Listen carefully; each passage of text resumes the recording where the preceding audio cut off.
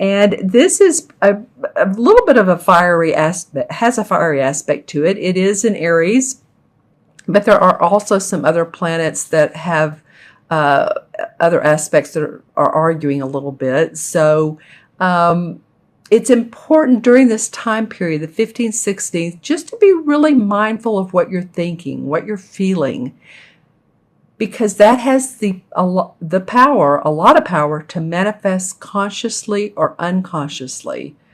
So whatever's going on in your inner world can reflect what you're thinking. And the super full moon will help that to happen. So, maybe 1 minute you're feeling a little bit up during these couple days, 1 minute you're feeling a little bit down. Just to know that, and know that this moon has the power of transformation, because it feels like you could be pushing yourself through a discomfort zone, or maybe a couple. But when you push yourself through a discomfort zone, and you need to, but you don't want to, but you say, you know what, I'm just going to go ahead and do it and suck it up and do it. It's like exercising.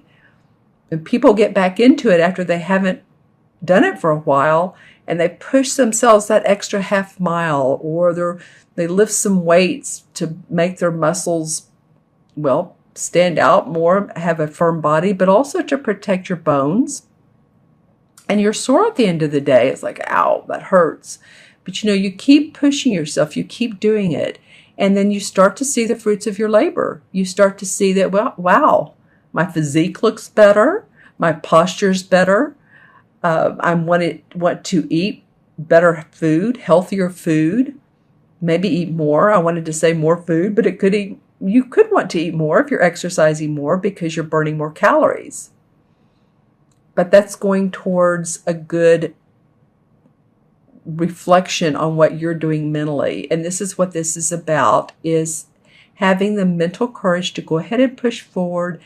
It may feel a little like, oh, it's out of my comfort zone, but that's okay, because once you do that, you will see success. And it's staying on the positive path during this full moon period, because this is the moon that's called the power of transformation.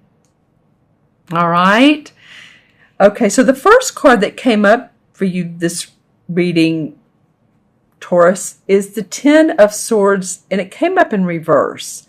So normally it looks like this, and what it is about is the finality, the end of a bad situation or a difficult situation. And you're just ready to say, okay, this is it. I've had it. I've done it. It's the end. And normally in traditional tarot, this card is a little bit more violent looking. It's usually a person lying face down on the ground with 10 swords in their back and blood. This one's not quite that way, but it is about understanding and receiving that the ace comes next, and that's new beginnings. Now, this was in reverse, so it feels to me like that a couple things. This could be that the difficult situation maybe has not been as hard as what you thought, and it's been a transition, or it could be that you've already pushed through it and you're starting to see happier times. So that could be, so anytime that, you changed careers, you've changed, relationships have ended, or you've been hurt, or, unfortunately, some people physically harmed. I'm getting that with some people. You move past that situation. You're now in a mode of you're ready to get past that and move into more happy times. And what's interesting is the next card reflects that, the ultimate of that being the Sun card. And the Sun card is just being very optimistic about where you are in life, being optimistic about your home, your property, your finances, feeling good about it. As you can see, there's a lot of yellow in it.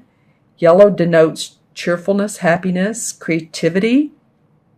Yellow, oftentimes, if you have a 3 life path or were born on the 3rd, 3 in numerology connects with the color yellow and inspires us to be creative, as does orange. But it's just sunshine, hope, feeling good, happiness. Maybe all this is past. You're thinking, okay, I did push through. I'm feeling good about where I live, what I'm doing in life, my surroundings. I love these sunflowers. This always makes me feel cheerful and happy. And I think that's why the artist put them in here, in this particular card. And there's a bird flying above with the sun shining down. And what's interesting too is I have a piece of jade here. And jade is a green stone, of course. It's also about manifesting. So manifesting from the heart. So maybe you're feeling good about what you've manifested. Okay, and then the third card that came up is the card of Temperance in traditional tarot. And this is a very detailed, interesting card to me. As you can see, she's mixing different spices together. She has out her jars of it looks like spice to me. She has her flowers. She has different ingredients in her candle. And then you can see the fairies sitting around her. So really what she's doing is she's bridging the spiritual and the material together. She's working both worlds. She's combining the two worlds together. So this oftentimes is a card of someone who's good in communication, someone who has good people skills, and someone who generates ideas. Like say you're working with a company and you come up with some awesome ideas that everybody else can benefit from. And that's, feels like that's what she's doing because she's listening to her spirit guides that are around her, the fairies, and yet she's working in a practical way. So she's listening to guidance. She's listening to her intuitive messages. She's going with that third chakra, inner power, inner strength, and manifesting. So I feel like that some of you may have a little bit of a hiccup just right around the 15th, 16th, but it's not and I said and twice and you get past this and you start feeling very sunny and happy about your surroundings and about the people that you communicate with. Some support, possibly some acknowledgement, feeling good about it. So let's pull some clarification cards and just see let's see what this is about the 10 of Swords being in reverse. What is that about? Well, one of the clarification cards is the 5 of Swords. So it could have been in the past, and it feels like Taurus, this has come up for you all before. I'm not sure, but you can leave it in the comments below. But the 5 of Swords has to do with competition or competition of ideas. And someone finally taking a stance and saying, no, I'm the winner. And these other guys feel like, okay, I've taken a blow and I'm not going to argue with you anymore. Now, this could be you, or this could be someone that you've had to deal with. This is interesting. These are both sword cards. So it could be that you're feeling like you've been in a little bit of a battle, so you just need to get through that. That's made you want to end that type of feeling so that you can feel this 4 of Rods, which is an awesome card. The 4 of Rods is about creative inspiration and seeing your work and your ideas move forward into what I was talking about here, into acknowledgement and success, and see how happy these women are. And they're seeing this wreath always points to the direction of celebration to me whenever I see wreaths in a card. And as you can see, in both of these cards are different decks. But flowers here, flowers here, flowers here. So these flowers look an awful lot. They're not alike, but they're both yellow, and then flowers here. So it feels to me like blossoming, blooming, this transition, this transformation can really motivate you and inspire you to expand and grow your, not only your finances, but where you live. Where you live is going to be awfully important to you. So make it happy surroundings. You might want to plant some flowers. You may want to bring a plant in, or at least on the outside of your house or your apartment, put a potted plant out if it can live through the, the cold. Because there is a lot of nature in this particular card.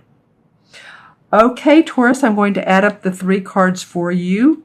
This is the 10, and 9 is 29, and 29 and 14 is what, 33, right? Well, 33 is a master number.